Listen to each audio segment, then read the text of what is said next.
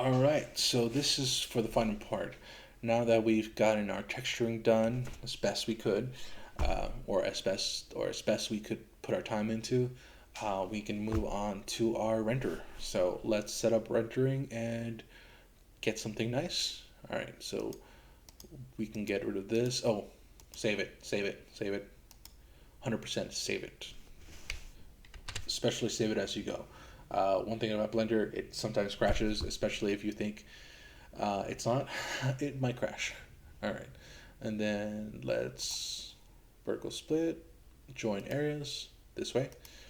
All right, we can get rid of this. Go to timeline, tab, object mode. Let's go to that rendering. See, it doesn't look that nice, but we also have to turn on the lights. All right, go to the camera, press 0. So we also need to set this up. So uh, press 0 again, go to view, lock camera here, then press 0, and whatever you move, that's what's going to get rendered. So like this, tab, object mode. Nice, okay. So now we can go 0, it'll get out of that, unlock the camera so that we can go back to 0. Uh, it won't move our frame of reference. All right, so then next thing is let's add like a backdrop to make things look nice. So tab, oh, no, not tab,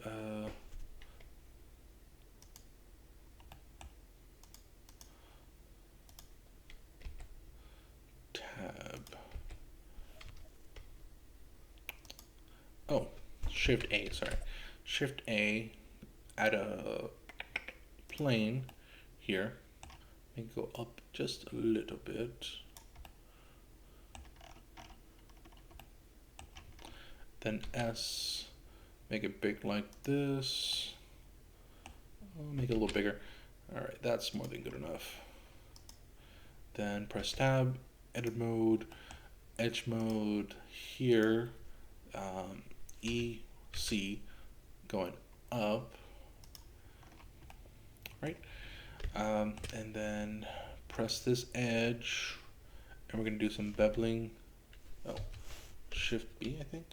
No, Control B, and stretch it out. Middle button to make more edges, and that's it. That's not bad.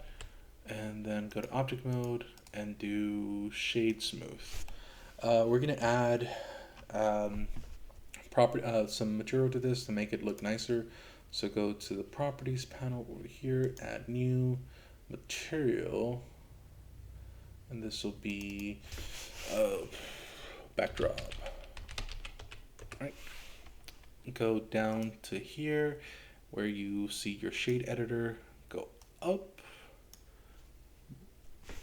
put Shift A here, and we're gonna do like an emission thing. And honestly, you can do whatever you want. It's nice here. All right, and that'll be your backdrop right there. And you can change the color. So what you like. Oh. Oh.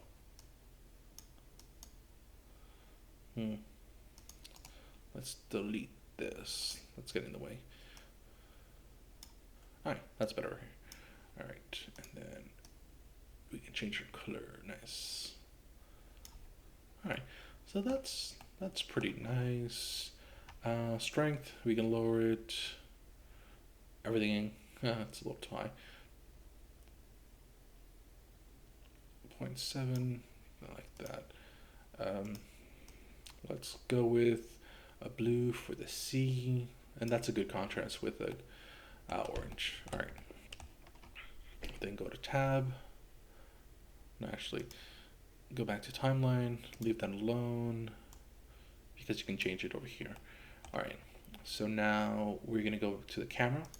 We're gonna go to scene format, and this we're gonna make it 2048 by 2048. So whatever you render, it's gonna be pretty nice.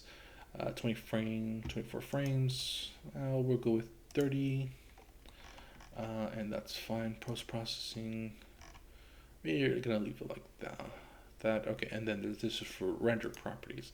So we're gonna use cycles instead of Eve, and this makes it look pretty nice, right? See, you can see the difference. Um, with cycles, remember that it does make things look a little more realistic and nicer, but it also is a little more computationally demanding. So just take that into account. All right, and then to make things look better, noise threshold is fine, max samples is fine, max samples for rendering is fine. Make sure the noise is on. Oh, this is for the viewport.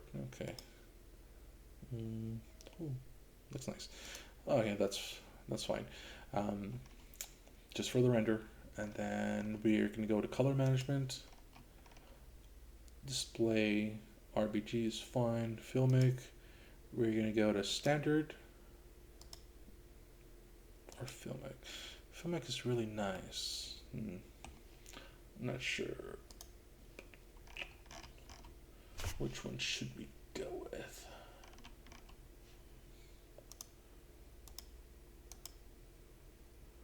Standard. Yeah, it's not bad. Okay, press 1. We gotta move these arms. R.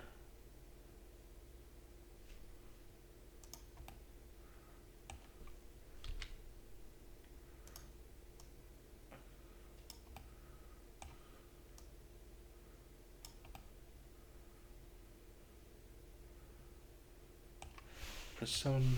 All right, R like that. Make them go up more.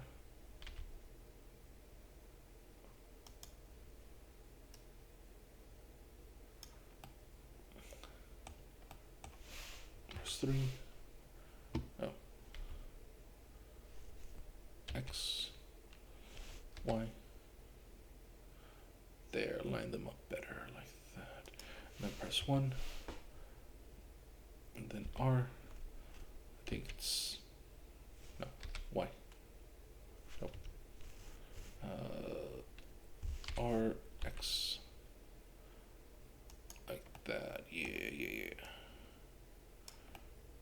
Okay, it's not bad. Then let's press 1. And so this is gonna be kind of our view, right? Press 0. Let's go back to camera lock, but press 0 first. Camera lock, 0. All right.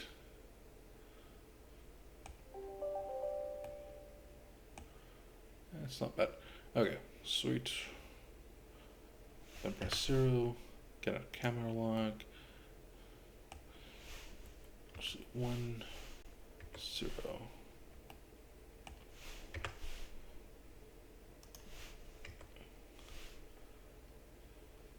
Oh, the angle. Okay.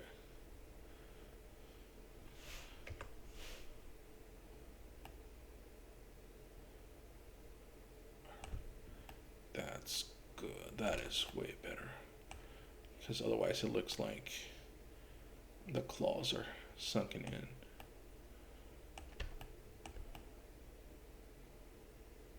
If we do it like this, we gotta make the backdrop, what do you call it, a little bigger. So yeah, that's not bad. We'll leave it like that. Make this backdrop bigger. Like that is fine. Light source, we're gonna duplicate that. Right. Make this go back a little more here. Same thing with that. And then this. Shift D, another, because we're doing a 3-point light system.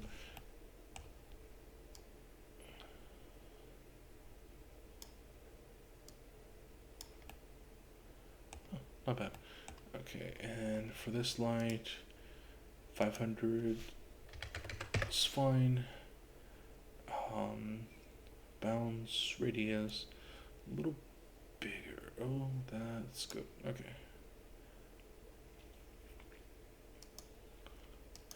Okay. That's not bad. Alright, so press 0. That's what we want. That looks nice, cartoonish, but not too sophisticated. Press 0 again, and take this out. And now we can render and see its glory.